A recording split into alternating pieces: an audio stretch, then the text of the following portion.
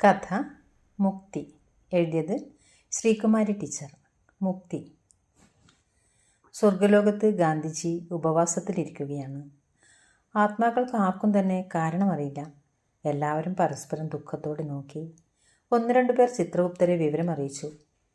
ചിത്രഗുപ്തർ ഊറിച്ചിരിച്ചുകൊണ്ട് അവരെ തന്നെ നോക്കിയിരുന്നു. മനസ്സിൽ അഹമഹമികയായ ചിന്തകൾ. ഇന്നാണ് നാഥൂറാം വിനായക് ഗോഡ്സെയെ തൂക്കിലേറ്റുന്നത്. ഗാന്ധിജിയെ വെടിവെച്ചു കൊന്നു എന്നത് അക്ഷന്തവ്യമായ പാതകമാണെങ്കിലും പ്രത്യക്ഷത്തിൽ ഗാന്ധിജിയോട് വെറുപ്പോ വിദ്വേഷമോ ഇല്ലാത്ത ആളാണ് ഗോഡ്സെ. മണികാന്തി ചോദിച്ചു. ഗോഡ്സെ, എൻ്റെ അച്ഛൻ നിങ്ങളുടെ ശത്രുവായിരുന്നോ? അല്ല. നിങ്ങൾക്ക് എൻ്റെ അച്ഛനോട് വെറുപ്പുണ്ടായിരുന്നോ? ഇല്ല.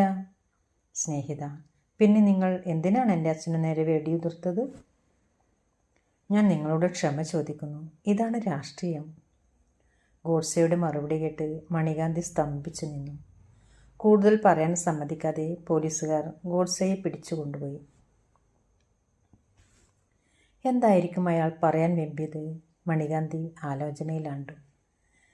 എൻ്റെ അച്ഛൻ രാമരാജ്യം പോലെ ഇന്ത്യയെ ആക്കി തീർക്കാൻ അക്ഷീണം അനന്തര ചിന്തയെന്നെ മമത്വമെന്നെ പ്രവർത്തിച്ചിട്ടും അദ്ദേഹത്തിന് ഇങ്ങനെ ഒരു അന്ത്യം. തന്നെ ഒരു ഹിന്ദുവെ വധിക്കൂ എന്ന മുൻവിധി എത്ര ശരിയായിരിക്കുന്നു. ഒരുപക്ഷെ ഗോഡ്സെ ഒരു ചട്ടുകം മാത്രമാവാം. ദുഃഖനിമഗ്നനായ മണിലാൽ ബിർള ഹൗസിലേക്ക് പോയതുമെല്ലാം ഓർത്തിരുന്നു ചിത്രഗുപ്തർ. 1949 നവംബർ 15 ദൂതന്മാർ ഗോഡ്സെയുടെ ആത്മാവിനൊപ്പം എത്തിയതറിഞ്ഞ് ചന്ദ്രഗുപ്തർ എഴുന്നേറ്റു. ഒരു ദേശത്തിൻ്റെ മുഴുവൻ പ്രതിപുരുഷനായ ഗാന്ധിജിയെ വധിക്കാൻ നിയോഗിക്കപ്പെട്ടവൻ എന്ന ഒരു കുറ്റം മാത്രമേ ഗോഡ്സെയുടെ പേരിൽ കുറിക്കപ്പെട്ടിട്ടുള്ളൂ. ബലിയാടാവുകയായിരുന്നു എന്ന് വ്യക്തം. അങ്ങനെയുള്ള പരമഭക്തനായ ഒരാളെ നരകത്തിലേക്ക് വിടുന്നത് എങ്ങനെ? നിത്യം നാരായണ മന്ത്രം ഉരുവിട്ടിരിക്കുന്ന ഗോഡ്സെക്ക് ചിത്രഗുപ്തരുടെ നിർദ്ദേശപ്രകാരം അനുചരന്മാർ സ്വർഗവാതിൽ തുറന്നുകൊടുത്തു. സ്വർഗം ലഭിച്ചിട്ടും തൻ്റെ അപരാധത്തിൻ്റെ നീറ്റലിൽ തല കുനിച്ച് പ്രവേശിക്കുന്ന ഗോഡ്സെയെ കണ്ട ഉടനെ തന്നെ ഉപവാസ ക്ഷീണം മറന്ന് ഗാന്ധിജി വേഗം ചെന്ന് കെട്ടിപ്പിടിച്ചു. ഗോഡ്സെ ഗദ്ഗദകണ്ഠനായി ബാപ്പു എന്ന് വിളിച്ച് ആ കാൽക്കൽ സാഷ്ടാംഗ പ്രണാമം ചെയ്തു.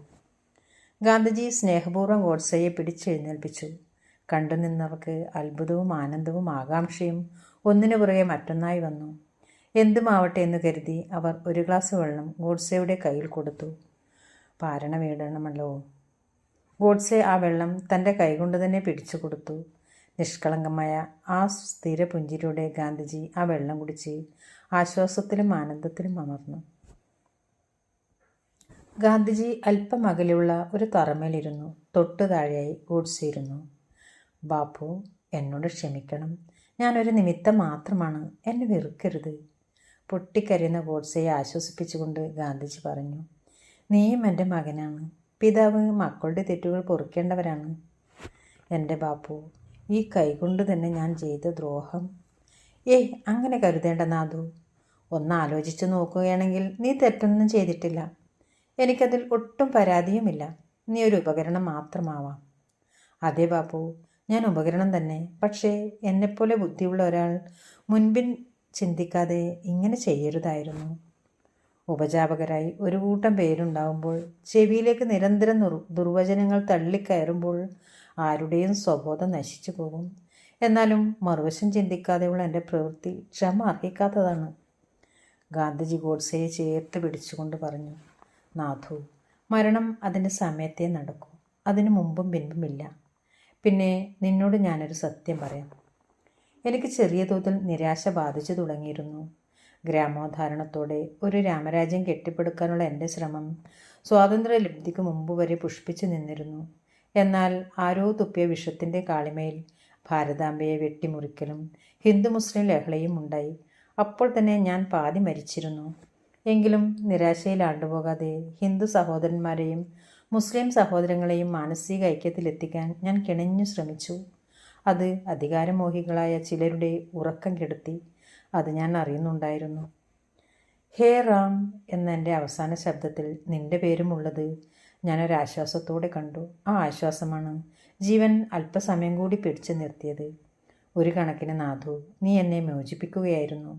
അനിഷ്ടങ്ങൾക്കു നേരെ മൗനം ദീക്ഷിച്ച് എത്ര നാൾ കഴിയാൻ സാധിക്കും? ഗാന്ധിയുഗം അവസാനിപ്പിച്ചതുകൊണ്ട് ഒന്നും സംഭവിക്കില്ല. നമ്മുടെ പ്രവർത്തനങ്ങൾ എക്കാലവും മാനിക്കപ്പെടുന്നുണ്ടെങ്കിൽ ജന്മസാഫല്യം തന്നെയാണ്. കറുത്ത വർഗ്ഗക്കാരുടെ ഗാന്ധിയും അതിർത്തി ഗാന്ധിയും പോലെ ഇനിയും ഗാന്ധിമാരുണ്ടാവും. അത് മതി എനിക്ക്. ഗോഡ്സെ ഗാന്ധിജിയുടെ കൈകൾ ചേർത്ത് പിടിച്ച് ചുംബിച്ചുകൊണ്ടിരുന്നു. ആ കണ്ണുകൾ നിറഞ്ഞൊഴുകുന്നുണ്ടായിരുന്നു. ശുഭം.